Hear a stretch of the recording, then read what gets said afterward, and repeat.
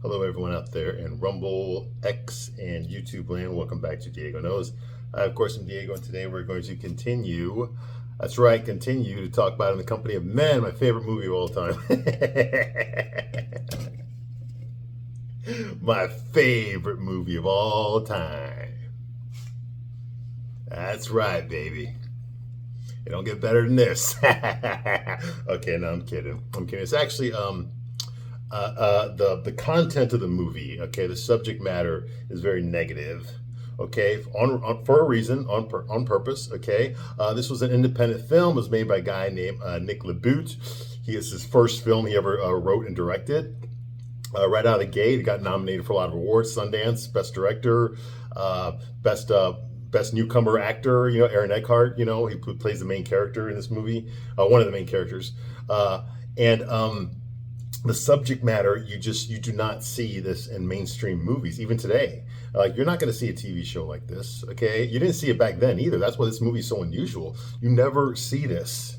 Okay, that's why I implore everybody out there. Okay, if you've not seen this movie, you need to go see it. You're in for quite a shock. I guarantee you, it's not like, if you've never seen it before, it's not like any movie you've ever seen. Okay, we've all seen movies where the bad guy acts like a shithead, total fucking ass.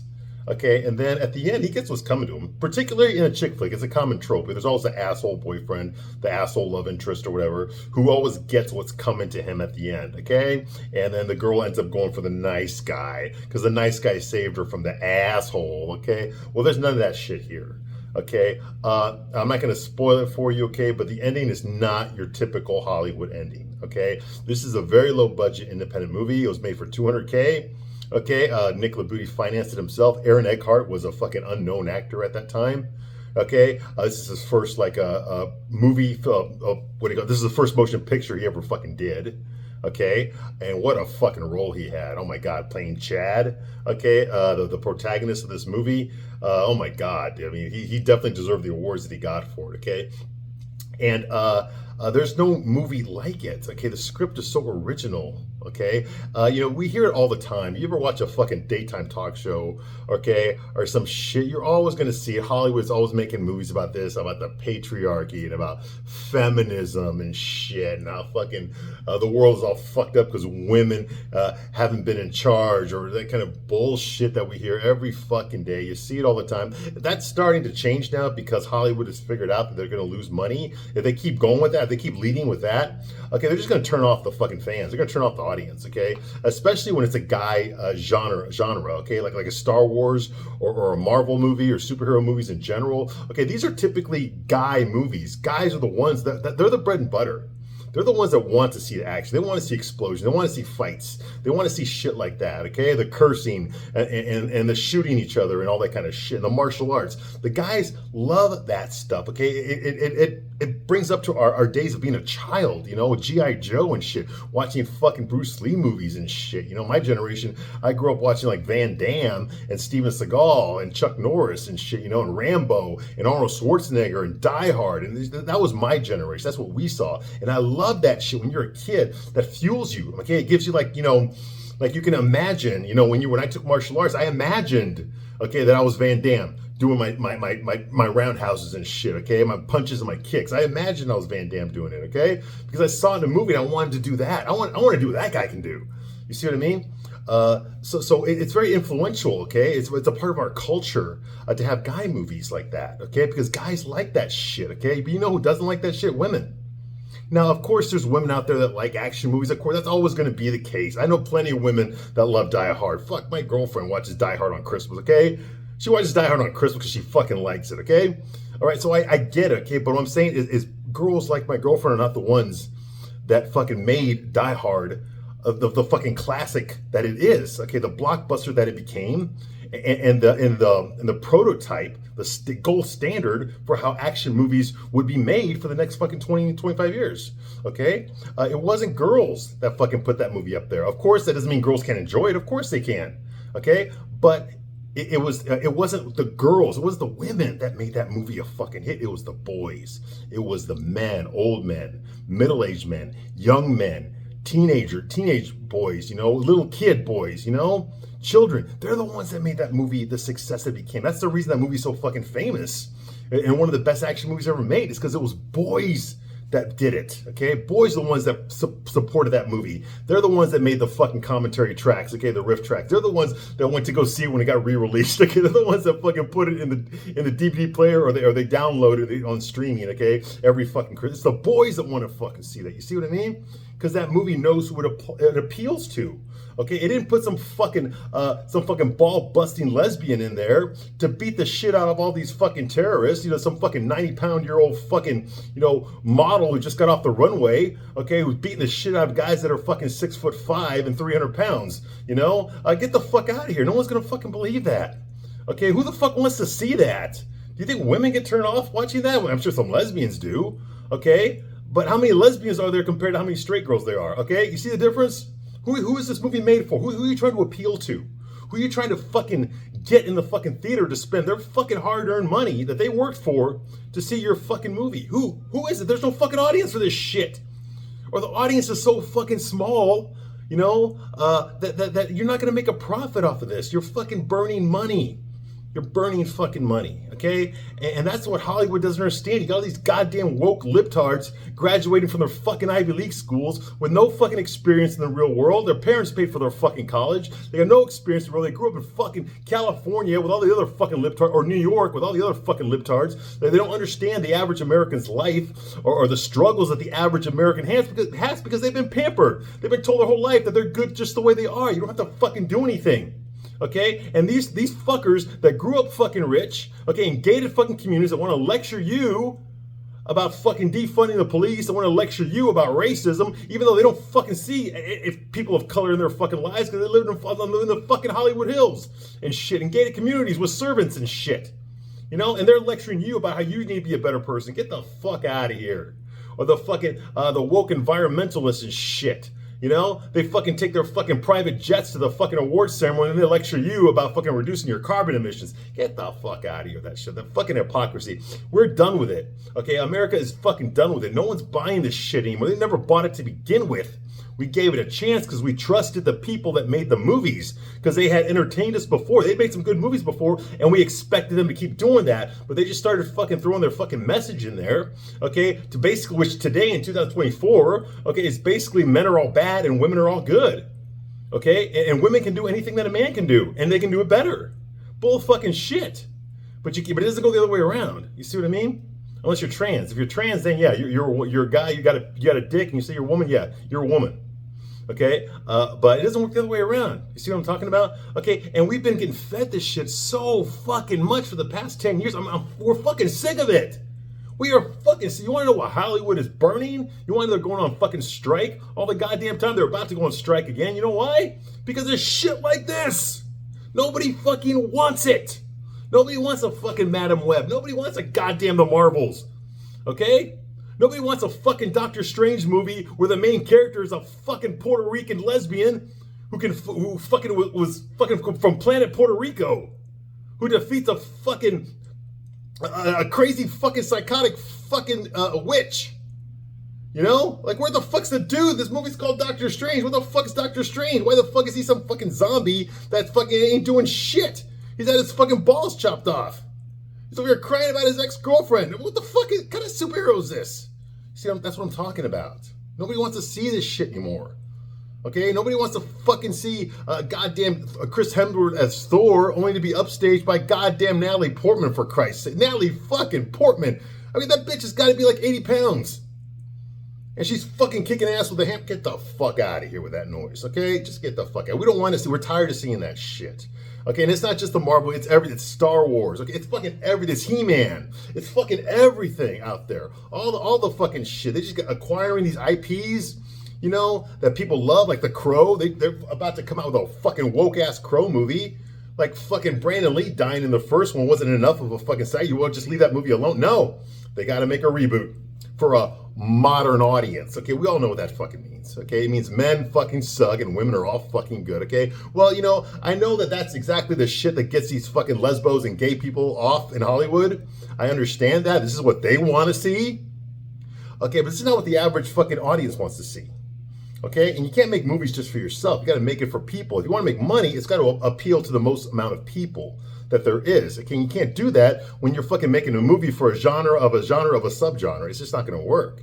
You're not gonna make any money if you can't appeal to everybody. Okay, nobody wants to see fucking Star Wars anymore. Nobody wants to fucking see a Marvel superhero movie anymore. No one wants to see the fucking DC movies anymore. Okay, because they're all pushing the same fucking shit, and it's done. It's fucking done. Okay, and now that people are panicking, because now the earnings statements keep coming every quarter, and fucking they're losing money, and there's proxy battles going on in Hollywood where all these corporations are trying to fucking jump boat. They're trying to take over because they're tired of fucking losing money every quarter, so all this shit's going on right now. And so the corporations, the film companies are trying to put the brakes on everything and try to reshoot everything and fix it in editing, fix it in post, so to say, okay? And that's why the movies that are coming out fucking suck, because this isn't the movie that the filmmaker wanted. The filmmaker wanted a movie that was about some fucking swinging dick lesbian that walks around with a fucking sword and cuts off every fucking schlong that she sees, okay? And then claps about it with her lesbian girlfriends at the end. Okay, that's the movie they made, but now they're, oh shit, we can't show that. That was the past 5 movies we made, and all of them fucking suck. We gotta fix it, but we already filmed it, so we gotta fix it in post. We gotta do reshoots, okay? And that's what they do. Okay, so now you come out with this abortion of a fucking movie that looks like it was chopped up. The actors don't even look like in one scene they look one way, another scene they look like they're fucking like it's 2 years later, because it was when they filmed the Wreath. They're fatter now and shit, and it doesn't match. It makes a push. Oh, we got to make our release date. They just fucking throw it out there and see if anyone will fucking eat this fucking turd sandwich, and nobody does. And what do they do when nobody watches that shit? What do they complain? It's the straight white man. They're so scared of watching a strong female. That's what it is. Get the fuck out of here. That doesn't account for all the women that didn't go see it either. Okay, so what the fuck? All right. Well, thank God this movie has none of that. Okay, most of you have never heard of this movie, and I know I went on a tangent, but the point is that this movie knows exactly who it's made for. It's made to shock you. It's made to offend you. Okay, it's made to make you angry. Okay, this is fucking gaslighting 101 right here, this movie. It knows exactly what it's trying to do. It doesn't need a big budget to do it. For those of you that are out there, it wants you to see fucking men at their worst and make up your own mind about what they're doing. Now, what I'm trying to do here is, while I review the movie, I want to show you exactly, obviously, why it's bad is obvious, okay? These characters are assholes, okay? They mistreat people. They make fun of fucking handicapped people, okay? They talk shit about their coworkers and then they pretend to be friends to their face, okay? They manipulate. They plot, okay? They make sexist remarks, sexist jokes, okay? They do all this shit, okay? They act this way, okay? And that's obvious. You see that, okay? But what I'm trying to explain to you is that, yes, you can pull good out of anything, all right? And what makes these men dangerous, okay, what makes them not those assholes that you see in rom-coms, okay, like Bradley Cooper in Wedding Crashers, or like Billy Zane in Titanic, okay, or like that guy Greg from fucking The Wedding Singer. Those are just the 3 I can think of right now, okay? What makes these assholes different from those assholes, okay, is first of all, they don't necessarily get what's coming to them at the end, or in a way they do, okay? But these guys actually have positive qualities. Like, they actually could have done something good with their lives if they had used their skills and their talents for positive purposes. They could have gone far in life. But instead, they decided to use their skills and their talents to fuck people over, to hurt people.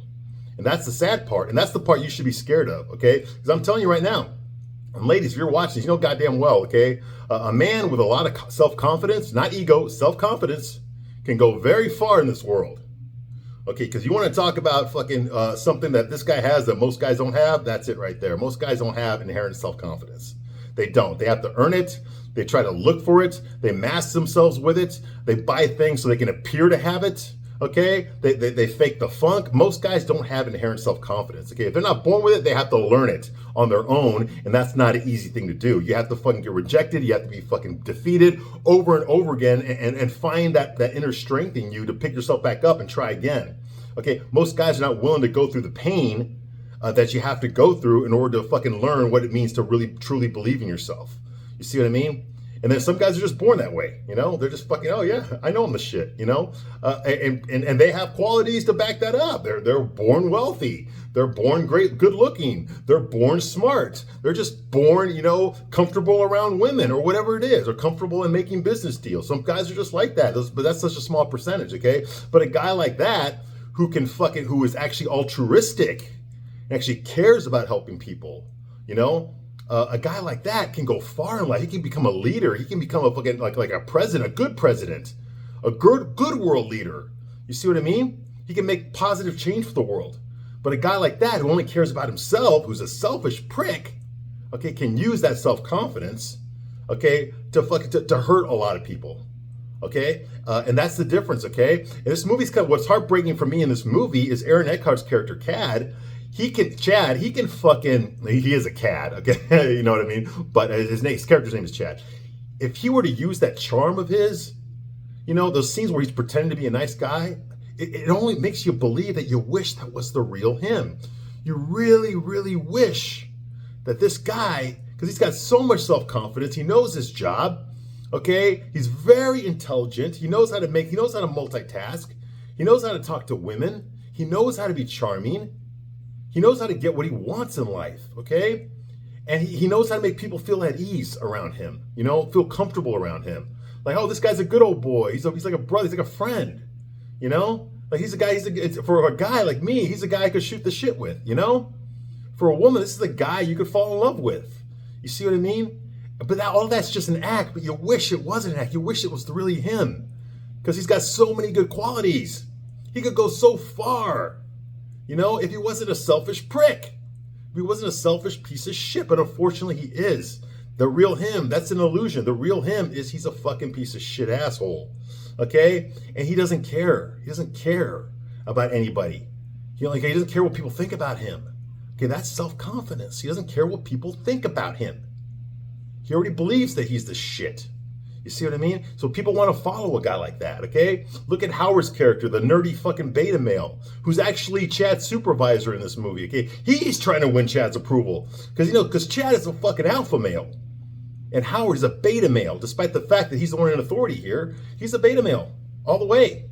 Okay, so he's hoping that maybe if he you know goes along with Chad and his crazy idea to find some girl to fuck over, that maybe Chad will befriend him. You know, maybe Chad will let him into his circle, maybe introduce him to a hot girl or some shit like that. You know, there's things that beta males do. He's a follower, not a leader.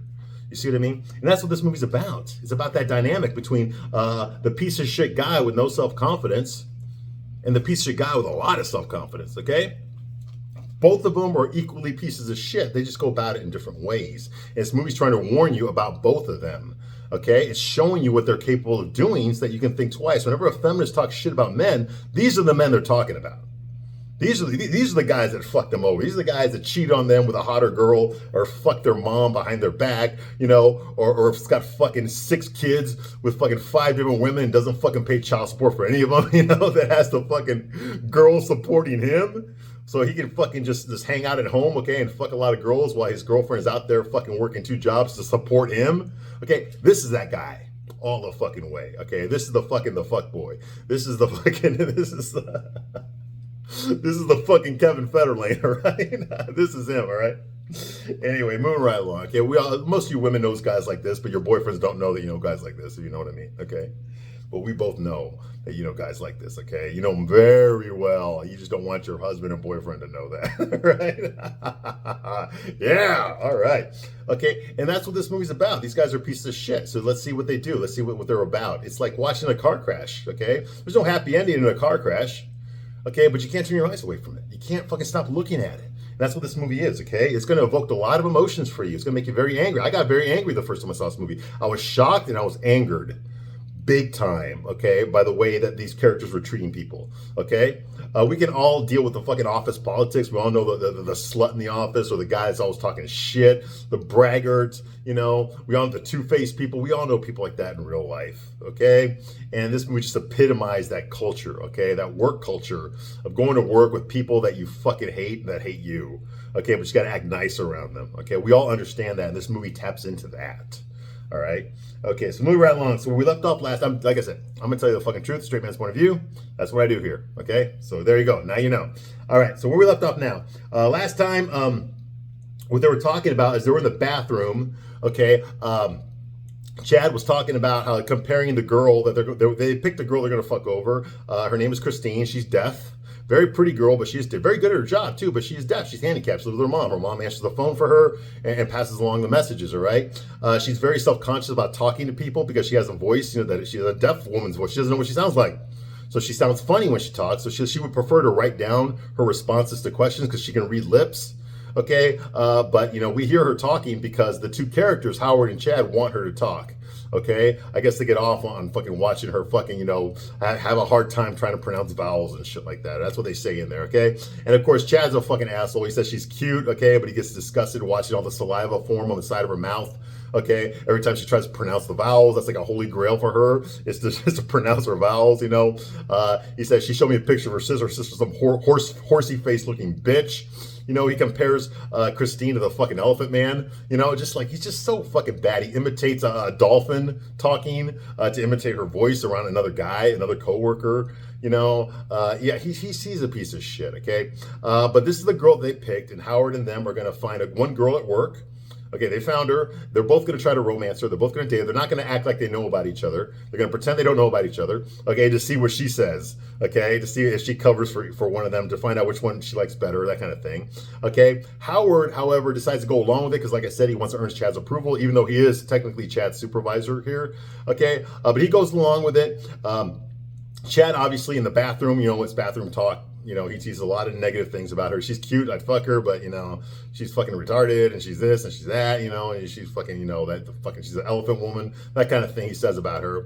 Meanwhile, Howard goes on a date with her, and he actually likes her, okay? Here's this pretty girl talking to him, and so Howard starts kind of bragging about himself. He says he had an athletic scholarship in baseball. It was bullshit, so he got a business degree instead when he threw out his shoulder. Bullshit, okay? He constantly reminds them that he's the supervisor. You know, I'm the one that, you know, making the money, you know. He's trying to fucking do this shit to try to show this girl how important he is and how special he is, so she'll be impressed by him, okay? But Howard is a very frail looking guy. He's very skinny, he's very short, he wears glasses, he has a whiny voice, okay? He mumbles and shit when he's talking, okay? He projects no self-confidence at all. He's got no deep voice, okay?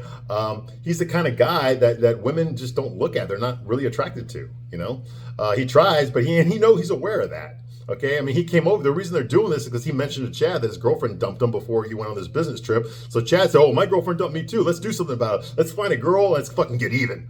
Let's make her pay for all the shit that women did to us, okay? Well, let's fuck her over, okay? And we'll be laughing about it when we fly back home, okay? And no matter how many women fuck us over in the future, they'll never get us as bad as we got that girl. And we'll be laughing about this till we're old men. You know, that's the whole point of the movie. That's what they do, okay? But he's actually starting to like her, okay? She's a very sweet girl. She's a very nice girl. You know, she really is. She's a sweetheart, okay? And she's not the kind of person that you want to fuck over, okay? But these guys don't care, okay? They're going, well, Howard cares, okay? I think Howard's starting to develop feelings for her because here's this pretty girl that's listening to him and treating him with respect, and he's not used to that, okay? So anyway, the next scene here is there's a staff meeting, okay? And Chad is there. He's talking a lot of shit about his coworkers. Oh, I hate that fucker. He's looking at some memo. He's like, oh, I hate that fucker. Oh, I hate that dude right there. Oh, that dude right there is such a piece of shit. Oh my gosh. So they're sitting in this board meeting, okay? Howard hasn't shown up yet, so they're just shooting the shit right now. He's like, oh, I really hate that motherfucker right there. Oh my God, that guy's a fucking, you know, it rhymes with Haggett. Okay? Okay, he's doing, yeah, I know, right? That's the kind of guy this guy is, right? You know, so he's doing that a lot. And he's been doing that throughout the whole movie. Even when he was talking to Howard at the airport at the beginning of the movie, he was just talking shit about all the coworkers. You know, don't trust that guy. That guy's a piece of shit. That guy sucks at his job. Or that girl only got her job because she's a woman. You know, that kind of shit like that. You know, that's the kind of guy he is, right? So then a friendly coworker arrives. Okay, he goes up there. We don't know his name, but he just shows up and goes like, "Hey, how you doing, guys?" This and that. I guess he just flew in too for this project that they're working on. And Chad is nice to him, you know, and greets him, you know, and they make some small talk, you know, and they talk good. Or he talks actually. Chad actually talks good about Howard. So he asked him, he's like, "Hey, this guy that's in charge of this project, man, what do you know about it?" He's like, and Chad's like, "Oh, Howard. Howard's a good guy, man. Yeah, he's really good. Yeah, we went to college together." Yeah, he's in charge. He's really good, man. He knows what he's doing. He's a real sharp guy. Yeah, this is his first time in a leadership position. That's all, but he's good to go. Yeah. So Chad's actually talking up Howard, okay, which is kind of cool, but we know why he's doing it. He's trying to suck up to the boss, okay? And Chad has known Howard for a long time. Okay, they went to college together. That's already mentioned in there. Chad's actually a little peeved, or maybe more than a little, okay, that Howard got promoted over him.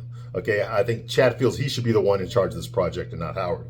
Okay, so anyway, so he talks good about Howard. Okay, and he's cool, first time in charge, And they ask him, well, what's the nightlife like here? You had any of the nightlife here? Because they're in Fort Wayne, Indiana. He's like, what's the nightlife like here? He's like, oh yeah, it was great. Last night we went to Arby's. So there's some bullshit town, okay? But they're in an office building, okay, that's under construction. They're putting drywallers are there, the electricians are all there, So throughout this whole movie here, the office that they're setting up is under construction, okay? So nothing's set up yet, all right? So the guy politely leaves, okay? And then John, the guy that we met earlier that was making fun of the deaf Christine with Chad earlier in the movie, John says like, oh, so that guy's a friend of yours? And Chad's like, him? Him? No, man, I hate that fucking prick. So here he was, nice to this guy, shooting the shit with him, joking with him. As soon as the guy walks away and leaves, he calls this guy, oh, I hate that fucking guy, man. That guy's a fucking prick, man. He's a piece of shit. See, this guy's two-faced. Chad just has no fucking, why would anybody trust a person like that? Okay? You watched him be nice to this other guy, and as soon as the other guy leaves the room, he tells you, oh, I hate that fucker, man. That guy's such a fucking shitbag. What do you think he's saying about you when your back is turned, all right? Exactly. Okay, so the next scene, Christine notices some flowers in her office. Okay, like say she's deaf. Earlier in the movie, Chad put on his nice guy voice when he called Christine. Her mom answered the phone, and he asked her, oh, did you get the flowers? I took a collection from the other employees, and we sent you some flowers. I just want to make sure that she got them.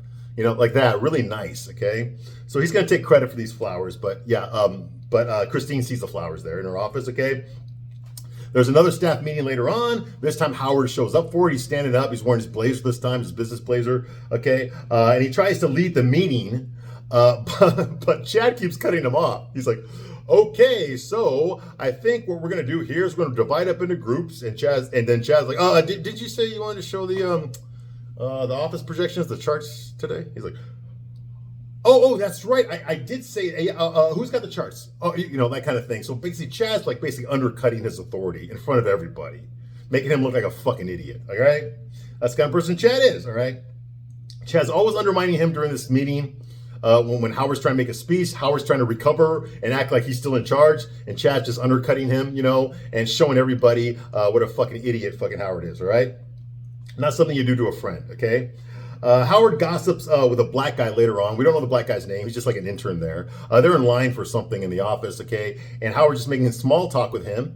And turns out the black guy's an intern, according to the fucking credits. He's just an intern there, okay? And he mentions to this guy, I guess he's trying to brag, that he is currently dating Christine. He's like, yeah, I've been going out with Christine. Like he's proud of it, okay? And the first thing that this black guy says, like, oh, what, really? Oh, that's cool, man. She's a pretty girl, but I think I've seen her hanging out with Chad, though. He's like, oh, yeah, well, I mean, it's nothing serious. I mean, she can go out with whoever she wants. She can hang out with whoever she wants, man. I don't control her. I mean, I don't own her or nothing.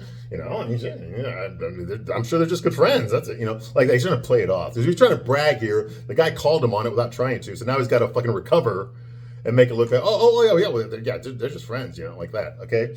I know so many fucking low self-esteem guys that do this shit. If you've ever been to high school, junior high, you know exactly these type of guys. They fucking say, oh yeah, that girl likes me a lot. And personally, you've talked to that girl, she does not like him, okay? But he's going to keep going like, oh yeah, and you just want to bust his balls and call him out on his bullshit, like that. That kind of shit, all right? It happens, okay? And he says that he's seen her with Chad, okay? But the black guy says, none of this is just my business, though. I don't care who's dating who. And so Howard's like, oh, well, you think she's ugly or something? You think she's, well, you think you want to be caught dead with her? Is that what you're trying to say? Huh? He's like, no, man, I'm saying that, I'm a black man and there's all these white people here, and I'm trying to get a job here. Okay. And the last thing I want to do is by dating one of the white girls here, because I know how these white office guys are. Okay, and the last thing I want to do is draw attention to myself that way. Okay, so that's what he's trying to say. He's like, that's what he's trying to say. Okay, he's scared to date a white girl at work. Okay, Okay, now we're moving to week 3. Okay, so now they're in the 3rd week. Now the project they're working on is 6 weeks long. So by the time we hit the 6th week, that's when the movie's over. So now we're at week 3, the midway point. Okay, and apparently there's a retirement party off screen. We see Howard in his office. He's on the phone trying to call Christine's mom again. He's got a party hat on. Okay, we don't actually see the party, but there's a secretary that comes in. He passes her some information and says, like, you know, just goes back on the phone. All right, he's calling Christine's mom. Okay, and Christine is not home. Apparently, she was at this party. Okay, but she left. And he didn't see her leave, okay? Because he's fascinated with her. He's fallen in love with her. He's not trying to fuck her over. He knows that the deal was they were going to fuck her, and him and Chad were going to fuck her over. The truth is he's actually developing feelings for her. And he's kind of hoping that she will see what a piece of shit Chad is and pick him. Okay, so he's not going to bullshit her. He's not going to fuck, other than, you know, not telling her about this, okay? He's not a good guy. He's just nicer, all right? So that he can win her over. Because he's a nice guy and she's a nice girl. Therefore, they're meant to be together, not her and Chad. Chad's not a nice guy. He's an asshole. And we all know that assholes like Chad don't ever get the girl. It's the nice guys that get the girl, right? Yeah, see what I mean? Okay, yeah, he falls, yeah, he's probably fucking raised by a single mom. All right, anyway, so that's going on here, okay? Meanwhile, the reason Christine is not at this party, it's a retirement party for some fucker. We never see him. The reason she's not there is because she's on a date. She's on a date with Chad. They're on the roof of the building. That's where they are. They're on the roof of the building, and they're making small talk, and she's dressed nice, and he's wearing a blazer and stuff, okay? Like, they just came back from something. He actually thanks her. Hey, thanks for agreeing to go out with me tonight. You got me out of some stupid retirement party that I did not want to go to. And he's being so sweet and nice. Oh my God, I got a cavity just listening to him talk. He's just laying it on, and she is falling for it. Hook, line, and sinker, okay? It also helps that Chad is an attractive man. He's a good-looking, it's Aaron Eckhart, okay? He's a good-looking guy. He's got confidence. He's tall, okay? He's sure of himself. He's got the manner. He knows how to put on the charm, okay? So she's just falling for it, okay? She's getting turned on by this guy in a way that she cannot get turned on with Howard, okay? Howard just doesn't have those masculine traits that women like, okay? And for all the fucking horrible shit, the fucking piece of shit that Chad is, he does project masculinity, okay? And women are attracted to masculinity, okay? So I'm sorry, okay? That's a power that he has, all right? That Howard does not have, okay? So that's going on here, okay? Chad and Christine, they're on the rooftop after the date. Chad appreciates her getting him to skip the retirement party, okay? And he pretends to be nervous and self-depreciating around her, okay? And she's reading his lips to find out what he's saying, okay? And then, of course, he sees the opening there and he kisses her. He kisses her passionately, okay? Howard's never done this because she's not really attracted. It's obvious she's not attracted to Howard, okay? But she is attracted to Chad all the way. And it just makes your stomach turn watching this because we know that Chad is this fucking piece of shit, okay? But you can never tell if you just watch this scene. If you just watched this scene and did not know the context of what's really happening here, you would think that this guy is legitimately falling in love with this girl and they're falling in love with each other, okay? But we know better. The audience, we know better, although Christine does not. Okay, that's what really grinds my gears so bad, okay? It's because I wish Chad was this decent guy that he was pretending to be. Then I could root for him, but we know he's not. But she doesn't. And that's the sad fucking part. It's like, when you watch an action movie, like a Hitchcock movie or something, and there's a bomb in the room, and you see the main character at this party and they're having a good time, but the director made you see that bomb in the room earlier, so you know the bomb's gonna go off, but the characters in the movie don't know there's a bomb there, so they come real close to finding it, but they don't see it. They're just going about their business, having a great time, and the whole time you're sitting in your seat going like, no, there's a bomb right there. You got to get out of there. You got to get out of there. But you can't do anything about it. You see what I mean? You're like sticking. That's how it feels to watch Chad interact with Christine. You just want to jump in there and beat the shit out of this guy for what he's doing, but we can't. Like I tell you, this movie is fucking triggering. Okay, it's gaslighting all the fucking way. So that's going on. Okay. Later on, Howard and Chad, they eat at a burger joint, okay? Some diner, okay? And they gossip and complain about work like they always do, okay? And some papers that Howard was in charge of never got delivered, some business shit, that nobody gives a shit about. But of course, Chad is going to be like, oh yeah, well, that guy, he should have done it, but he didn't do it. I told you should have airmailed it, but you didn't listen to me, blah, blah, blah. The typical shit. You're trying to make yourself look good, make another employee look bad. You should probably get him transferred. That's what I would do if I were you, but yeah, you're the boss, not me. I'm just saying, like, he's incompetent in his work. I told you he's incompetent. I told you not to bring him aboard, but you did it anyway. You didn't listen to me, so, what can I say? That kind of thing. Okay, playing up to fucking to Howard. Okay, and then Howard then of course changes the subject and brings about Christine. So how are you and Christine getting along?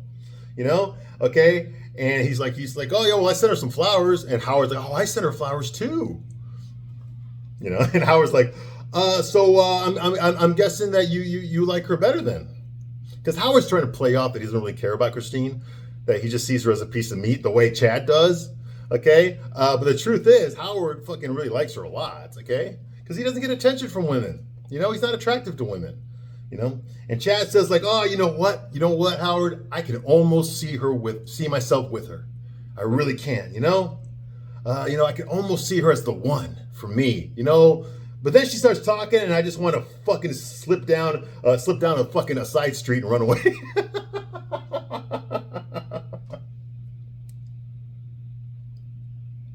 And I just want to, when I hear her talking, I just want to fucking slip down a side street and run away and hope no one heard her swallowing her tongue. Oh, this guy, man. Oh my God. I want to hope that no one heard her swallowing her tongue as she tries to get a sentence out. Oh my God. Oh man. Yeah, I know. Okay. He's like, but then you know what, Howard, the feeling I get when she touches me and looks at me, I can see kids, Howard. I can see a Volvo in the garage, a station wagon, IRA accounts, And now Howard is just like, he's clearly jealous. He's trying to play it off like he's not, but he is clearly jealous. Okay, but tries to hide it. Okay, by acting indifferent, like, oh, okay, yeah, she's just a bitch. Yeah, I don't give a shit about her either. That kind of thing. He's trying to play that off. Okay. So that's going on. Okay, the next thing we have here is office politics. Okay, the employees are getting transferred. There's office politics scene. It's some guy. It's the guy that was talking earlier. We didn't never get his name. It's the guy that went in there and was friendly to Chad, and Chad was friendly to him during that board meeting, and then he left, and then he talked shit about him. Okay, it's that guy. He never gets a name in this movie, but he's complaining that he's getting transferred. Okay, he's getting transferred out of there and going somewhere else. Well, obviously Chad has something to do with it. He talked to Howard. He got Howard to fucking transfer this asshole. Okay, why? Because Chad just didn't like him. But he's there listening to him and saying like, yeah, man, this company sucks, man. Yeah, it's a bitch, man. I don't blame you. He's trying to play it off like he doesn't give a shit, but he's like concerned. Hey, yeah, nice guys finished last, man. Sorry that happened to you, but how this company is, that kind of shit. He's got his back turned to him. I think that's the director's decision to frame the scene that way. He has Chad with his back to him, and meanwhile the guy is complaining about getting transferred. He's got his face to the camera. Okay, so clearly they're showing that Chad doesn't give a shit. Okay, getting transferred. Okay, and Chad has his back. Pretending to have his back, that kind of thing. All right. The next scene here is Howard and Christine are having a date. Howard and Christine are having a date at an amusement park. It's like a Six Flags type thing. I don't know, something like that, right?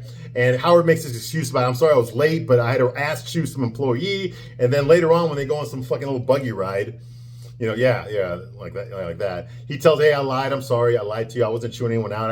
I wanted to look good for our date. So I went to the hotel room and I changed my shirt so I could look good for this date. She's like, oh, you look fine. With her, her broken voice, her deaf woman's voice. And she tells me, she's like, it's okay. You look great. I'm not going to imitate that voice because I'm not an asshole. Okay. And then she says that, when you lie to me, it's okay. When you lie to me, I can't hear you. Blah, blah, blah. Get it?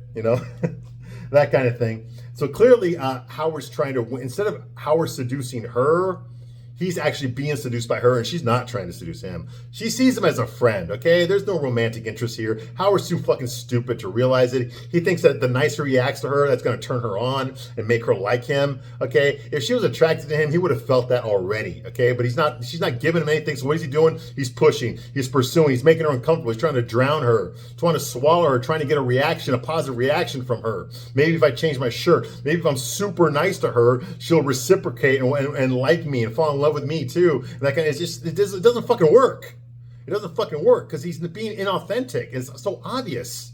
It's so fucking obvious. Okay, you women out there, you know what it's like to go on a date with a guy like this. It's like you're drowning, like you're suffocating. You're like he's wearing his emotions on his sleeve. It's like you can't even be yourself because you're so afraid you're going to say or do something or look some way, and it's going to hurt his feelings, and all of a sudden he's going to turn on you. You see what I mean? That's exactly what he's projecting. He's projecting fucking insecurity, And I just want to go in there and just beat the shit out of him, but I can't. All right. And she likes it. She says it's so quiet here, yeah, because she's fucking deaf. All right. So he's used to saying, he tells her that he's used to saying what people want to hear, and she compliments him, and he blushes. Yeah, he blushes. When she tells him with her voice that he looks nice, he starts blushing, and she calls him, oh, you're blushing. He's like, oh. See, he's the guy you got to make him feel pretty. Okay? What the fuck, man? I can't hear you. And she tells him, it's okay because I can't hear you when you're lying. Okay? So she makes a witty banter, but it's clearly obvious she has no romantic. She's being nice to him because he's being nice to her. I'm sure he's paying for the dates and all that kind of stuff. Okay, she is his supervisor. Okay, so she's being nice to him. She doesn't want to offend the boss or like that. But she's not attracted to him, and it's so fucking obvious. I think she likes him as a friend. I think she actually kind of looks down on him because he has no handicap. His only handicap is his lack of self-confidence, and that's what's holding him back a lot more than anything that she's doing. Okay. All right, I'm going to stop my review here, but I'll be back shortly to continue my review of In the Company of Men. I thank you very much for watching this long, and I'll see you soon on the next one. Bye.